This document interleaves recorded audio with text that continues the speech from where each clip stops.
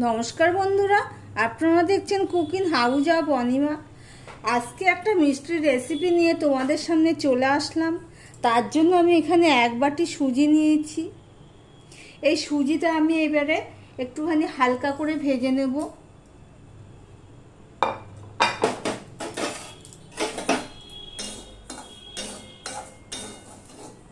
সুজিটা কাঁচা গন্ধ চলে গেছে, হালকা করে আমি ভেজে নিয়েছি। এবারে এখানে এই 1 বাটি সুজির জন্য আমি এখানে 2 বাটি জাল দেওয়া দুধ আছে, সেটা আমি দিয়ে দেব। দুধের সরটাকে সরিয়ে নিয়ে দিয়ে দিচ্ছি।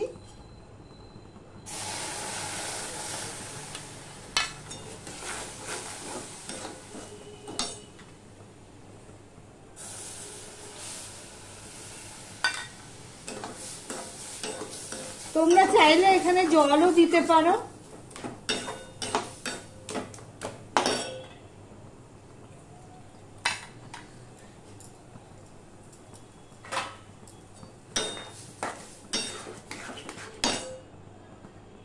এখানে একটুখানি নুন দিয়ে দিলাম আর একটুখানি চিনি দিয়ে দিলাম।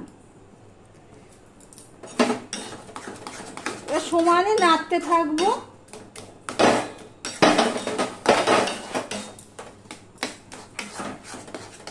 আর এলাচের গুঁড়ো দানা গুঁড়ো করে রেখেছিলাম, সেটাও আমি দিয়ে দিলাম।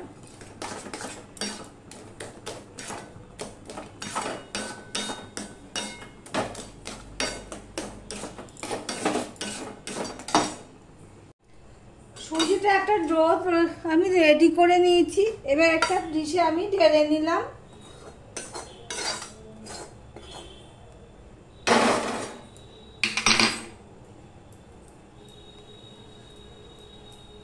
ডিশে ঢেলে নিয়ে আমি ভালো করে এটাকে মেখে নেব। গরম অবস্থাতেই মেখে নেব।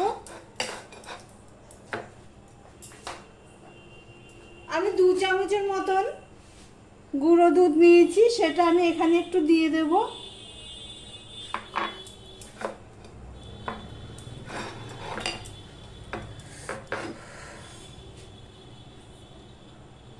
আমি একটু ঘি দিয়ে দিলাম 1 চামচের মতো। একটু ঘি দিয়ে দিলাম, দিয়ে আমি আবারও ভালো করে মেখে নেব।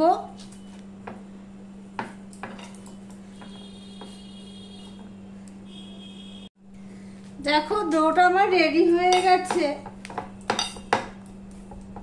এবারে আমি এরকম গোলা গোলা করে নেব, নিয়ে চমচমের আকারে করে নেব। এটা আমি লাল চমচম করব। প্রথমে এরকম গোলা করে নিলাম, তারপরে এরকম করে নিলাম, নিয়ে এরকম ভাবে চেপটে দিলাম।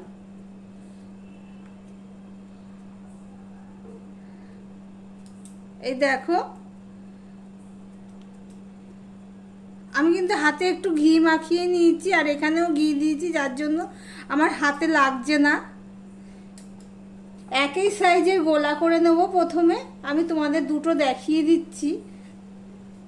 মোটামুটি চোখের আন্দাজে একই সাইজের এভাবে গোলা করে নেব। তারপরে এরভাবে গোল করে নেব, লম্বা করে নিয়ে এইভাবে দেব।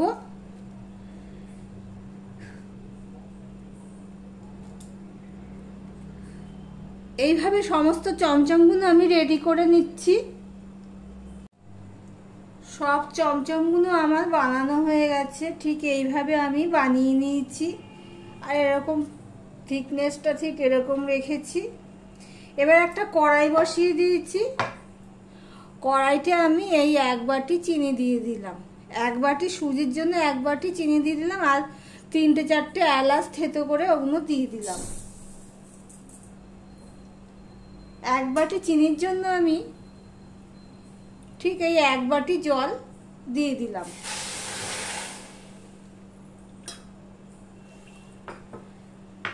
দিয়ে আমি একটা চিনির সিরা বানিয়ে নেব। চিনির সিরাটা আমার হয়ে গেছে, চিনিটা গুলে গেছে। এবার আমি একটু ফুটিয়ে নিয়েছি। বেশি ঘন করব না, সিরাটা পাতলাই রেখে দেব। এবার আমি এই চিনির সিরাটা নামিয়ে রেখে একটা লোহার কড়াই বসিয়ে দিলাম।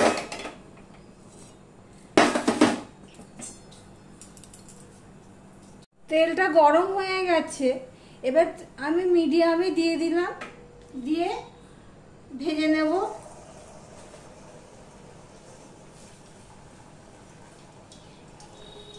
প্রথমে আমি একটা দিয়ে দেখছি তেলটা গরমের মাপটার জন্য।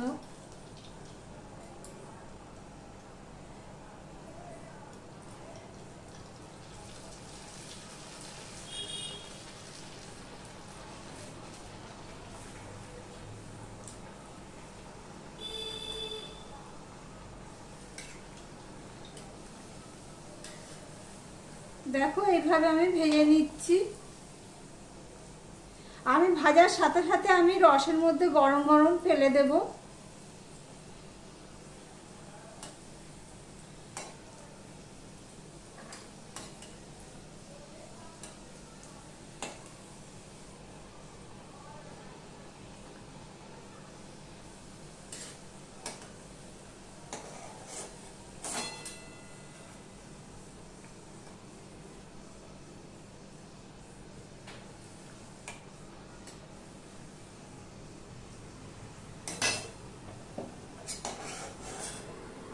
এ দেখো দুটো ভাজা হয়ে গেছে, আমি এই রসের মধ্যে ফেলে দিলাম।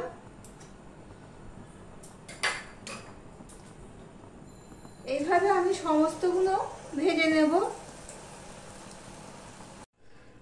সমস্ত মিষ্টিগুলো ভেজে আমি 1 ঘন্টার জন্য ভিজিয়ে রেখেছি। আমি 1 ঘন্টা পর ফিরে আসলাম, মিষ্টিগুলো সব রসে ভিজে গেছে। এবারে আমি অল্প গুঁড়ো দুধ নিচ্ছি, আমুল দুধ, এই 2 চামচ মতন আমুল দুধ নেব।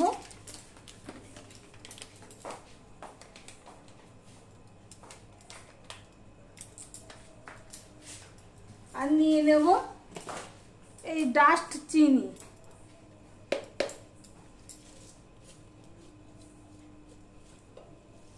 অল্প একটু ডাস্ট চিনি নিয়ে নিলাম। আর একটু 1 চামচের মতন ঘি দিয়ে দিলাম, দিয়ে আমি একটা মোয়া তৈরি করব। মোয়া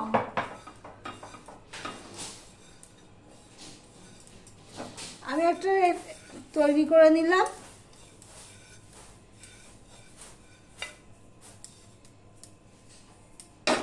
এবারে একটা করে মিষ্টি নেব, নিয়ে এর মধ্যে এভাবে দিয়ে দেব।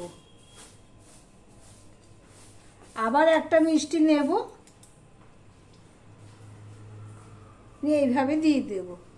দোকানের থেকে স্বাদে কমতি হবে না এইভাবে মিষ্টি বানালে।